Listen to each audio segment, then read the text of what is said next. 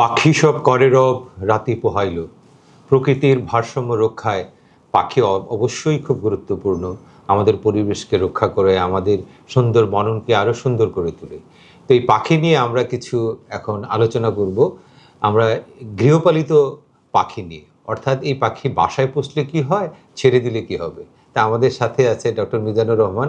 আজকে এই পাখি পোষা নিয়ে এবং এর রোগবালাই নিয়ে আমরা বিস্তর আলোচনা করব। আমাদের সাথে আছে ডাক্তার মিজানুর রহমান, প্রাণী সম্পদ বিশেষজ্ঞ। ধন্যবাদ ইব্রাহিম ভাই, এবং আমরা জানতে চাই চ্যানেলকে এই চমৎকার একটা বিষয়কে সামনে নিয়ে আসার জন্য।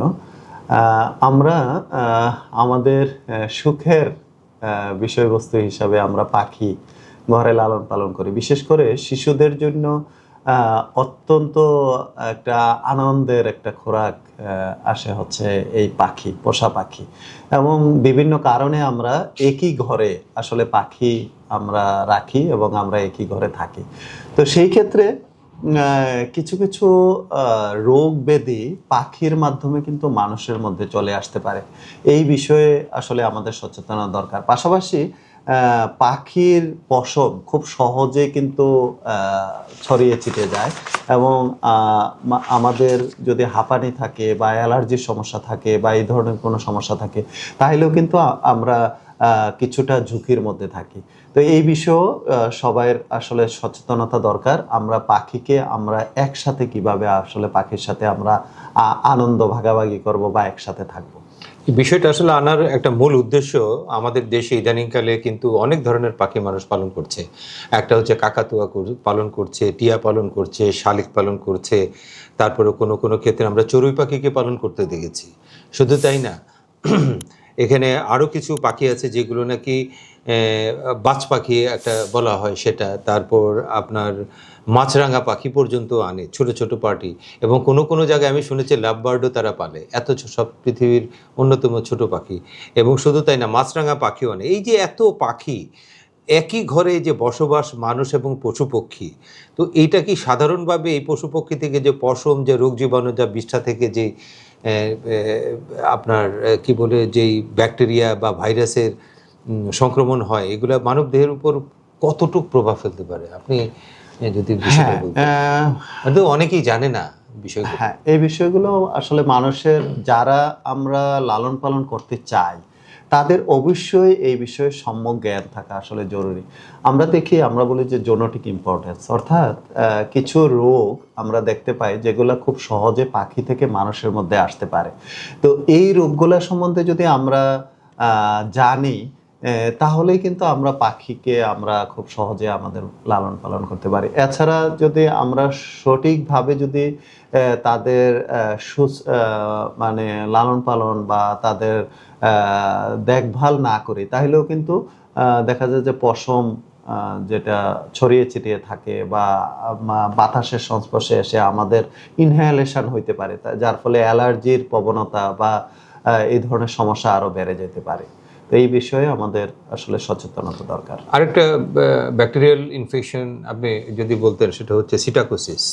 এটা সম্পর্কে যদি একটু দর্শকদের। হ্যাঁ, আমরা যদি জেনেটিক ডিজিজ যদি বলি, তার মধ্যে অন্যতম একটা ব্যাকটেরিয়াল ডিজিজ হচ্ছে সিটাকোসিস। এটা প্রায় সকল ধরনের পাখির মধ্যে এবং এমনকি মুরগিরও এই সিটাকোসিস হইতে পারে। সাধারণত এটা এক ধরনের ব্যাকটেরিয়া, ক্লামাইডিয়া সিটাসি নামক একটা ব্যাকটেরিয়া দ্বারা এই রোগটা পাখির মধ্যে হয়।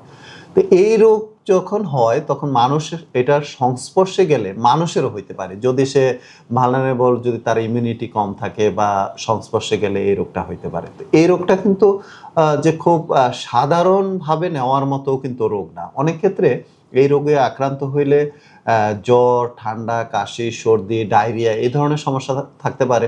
পাশাপাশি আরও মারাত্মক আকারে আমরা অনেক সময় দেখতে পাই গর্ভবতী মহিলাদের কিন্তু অ্যাবর্শন পর্যন্ত হয়ে যেতে পারে। তো সুতরাং আমরা যখন পাখি লালন পালন করব, আমরা এই বিষয়গুলো অবশ্যই সচেতন থাকব, যাতে এই সিটাকোসিস বা এই ধরনের রোগ মুক্ত যাতে পাখি আমরা একসাথে একই ঘরে আমরা লালন পালন করি বা একসাথে আমরা বসবাস করি। আরেকটা ডিজিজ আছে যেটা আমরা জানি, এভিয়ান ইনফ্লুয়েঞ্জা, অর্থাৎ বার্ড ফ্লু যেটাকে বলা হয়। এটার ভয়াবহতা এবং করণীয় কি, একটু সংক্ষেপে যদি বলতেন। আমি আবার যদি বলি যে যেই রোগগুলো সাধারণত পাখি থেকে মানুষে আসে, যেটাকে আমরা জোনোটিক ডিজিজ বলি, তো সেই ক্ষেত্রে বার্ড ফ্লু একটা অন্যতম, যেটাকে আমরা বলি যে এভিয়ান ইনফ্লুয়েঞ্জা বা বার্ড ফ্লু, এক ধরনের ভাইরাস দ্বারা এই রোগ হয়। এটা সারা পৃথিবীতে এই রোগের প্রাদুর্ভাব দেখতে পাওয়া যায়, এবং যেটা মুরগিতে খুব, আমরা যদি বলি আজ থেকে 20 বছর যাবত আমরা এই সমস্যায় ভুগতেছি। বিশেষ করে মুরগিতে যখন আক্রান্ত হয় প্রচুর মুরগি মারা যায় সারা পৃথিবীতে। এইভাবে মুরগি মানে যখন নিধন হয় তখন আমরা অনেক সময় দেখি যে মাংসের ক্রাইসিস হয়, ডিমের ক্রাইসিস হয়।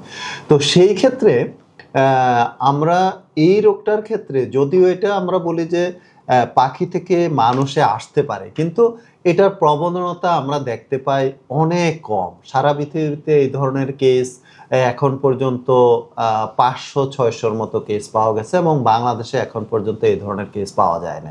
তাহলে বাংলাদেশে কেন হইল না? আসলে এই রোগটারও অনেকগুলি টাইপ আছে।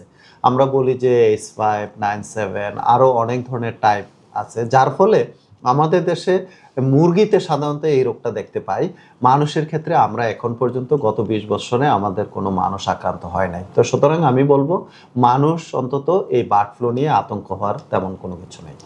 আরেকটা রোগ আছে ফাউল পক্স বা বসন্ত, যেটা এটা কি পাখির হতে পারে? হ্যাঁ, এবং এটাতে মানুষ কি এফেক্টেড হতে পারে? পক্স, ফাউল পক্স বা পক্স, এটা শুনলে মনে হয় যে মুরগির, এটা খুব কমনলি আমরা দেখতে পাই, বিশেষ করে পাখির কি হয় না? হ্যাঁ, পাখিরও হয়, পাখিরও পক্স হইতে পারে। আমরা দেখি যে ছোটকালে আমরা দেখতাম যে এই যে যখন মুরগি বাচ্চা দিত তখন এগুলা পক্সে আক্রান্ত হয়। এটা আবার আমরা এখন কমার্শিয়ালি যখন আমরা বাণিজ্যিক মুরগিতে আমরা দেখি, বিশেষ করে লেইং বার্ডে এটা সাধারণত এটা দেখতে পাওয়া যায়। কিন্তু মুরগির পক্স আর মানুষের পক্স কিন্তু এক না, এবং এটার জেনেটিক ইম্পর্টেন্স একেবারে নাই বললেই চলে, যেটা মুরগি থেকে মানুষে আক্রান্ত হওয়ার সম্ভাবনা একেবারেই কম বা না বললেই চলে। তো সুতরাং এটা নিয়ে আতঙ্ক হওয়ার তেমন। এই যে আরেকটা আছে, আমরা তো কবুতর সহ প্রচুর পশু পক্ষী আমরা পালি বাসায়। বিশেষ করে পাখি পালন কিন্তু শহর এলাকায় অনেক বেশি, বিভিন্ন ছাদে, এমনকি ফ্ল্যাটের রুমে পর্যন্ত পালন করা হয়। এই যে পালন করা হয়, এতে কি হাঁপানি হওয়ার সম্ভাবনা কি আছে? হ্যাঁ, হাঁপানি খুব সহজেই হাঁপানি হইতে পারে, এবং পাখিতে আপনারা দেখবেন যে পাখিতে কিন্তু মাইট আক্রান্ত হয়। আমরা দেখি যে পাখির মানে পশমে, পাখির গায়ে, পাখির মধ্যেই কিন্তু মাইট আক্রান্ত থাকে। তো মাইট জিনিসটা কি? মাইট একটা পরজীবী হচ্ছে মাইট। তো সেই ক্ষেত্রে এটা যখন মানুষের মধ্যে, মাইট কিন্তু মানুষেরও আক্রান্ত হয়। আমরা অনেক সময় দেখি যে সারা শরীর মনে হয় যে কিছু একটা হাঁটতেছে, কোনো একটা পোকা হাঁটতেছে, আমরা অনেক সময় চুলকাই। এটা খুব মারাত্মক। এই ক্ষেত্রে কিন্তু খুব সহজে এটা ইনহেলেশন বলবো না, মানুষের শ্বাস প্রশ্বাসের মাধ্যমে, এবং এই মাইট আক্রান্ত হয় শরীরে গিয়ে এটা কিন্তু ফুসফুসে আক্রান্ত হইতে পারে। তো আবার পশম, যেহেতু পশমের মাধ্যমেও মাইট থাকে, তো পশমও তো খুব সহজে ইনহেলেশনের মাধ্যমে ফুসফুসে আক্রান্ত হইতে পারে। তো সুতরাং ভালনারেবল গ্রুপ, যাদের ফুসফুসের সমস্যা আছে, হাঁপানি আছে, অ্যালার্জি আছে, তাদের জন্য কিন্তু অতি সতর্কতার সহিত এই পোষা পাখি আসলে একই ঘরে লালন পালন করা উচিত। আচ্ছা, আমার শেষ প্রশ্ন এটা জানতে চাওয়া, আমাদের দেশে সবচেয়ে বেশি যেটা পাখি হিসেবে পালন করা হয় সেটা হচ্ছে কবুতর। এই কবুতর সম্পর্কে আপনি গুরুত্বপূর্ণ দিয়ে একটা তথ্য আমাদের দর্শকদের যদি দিতেন তাহলে আমরা উপকৃত হতাম। হ্যাঁ, কবুতর আসলে আমরা বলবো যে কবুতর শুধু আমাদের সঙ্গী না, কবুতর আমাদের ইকোনমিকের চাহিদাও কিন্তু পূরণ করে। অর্থাৎ কবুতর খুব র্যাপিডলি বাচ্চা দেয়, এবং বাচ্চাটাও খুব অল্প বয়সে আমরা খেতে পারি, এবং অনেক পুষ্টি। এটা সেই আদিকাল থেকে চলে আসছে যে কবুতরের মাংস পুষ্টিকর এবং খুব টেস্টি। তো সেইভাবে কবুতর এখন লালন পালন করা হয়। তো আমি বলবো যে পাখি, কবুতর যদি জেনেটিক ইম্পর্টেন্স বা আমরা রোগ জীবাণুর কথা যদি বলি, তাহলে সাধারণত রোগ জীবাণু খুব কম। একটাই সিটাকোসিস একটা সমস্যা যেটা মানুষের মধ্যে আসতে পারে, আর হচ্ছে পশম থেকে পশমের যদি ইনহেলেশন হয়, যাদের হচ্ছে আমি যেটা বললাম যে যাদের হাঁপানি আছে, অ্যালার্জি আছে, এই ধরনের যাদের সমস্যা আছে, তাদের জন্য আসলে কিছুটা রিস্কি হয় যে একই ঘরে বা একসাথে যদি লালন পালন করা হয়। এছাড়া তেমন পাখির ক্ষেত্রে তেমন অসুবিধা নাই, যদি সুন্দরভাবে তাকে ক্লিনিং করা হয়, তার বিষ্ঠাগুলি যদি পরিষ্কার করা হয়, তাকে যদি পর্যাপ্ত নারিশমেন্ট করা হয়, তাকে যদি নিয়মিত পরিচর্যা এবং পরিষ্কার রাখা যায়, তাহলে কোনো সমস্যা নাই। ধন্যবাদ ডাক্তার মিজানুর রহমান। সুধী মণ্ডলী, আমরা এতক্ষণ পাখির সম্পর্কে অনেক গুরুত্বপূর্ণ এবং যৌক্তিক তথ্য শুনলাম। ডাক্তার মিজানুর রহমান আমাদের সাথে ছিলেন এবং তার এই অভিজ্ঞতা থেকে আমরা অবশ্যই উপকৃত হলাম এতক্ষণ আলোচনার জন্য। তো আমাদের চ্যানেলের পক্ষ থেকে আপনাকে অসংখ্য অসংখ্য ধন্যবাদ এতক্ষণ আমাদেরকে সময় দেওয়ার জন্য।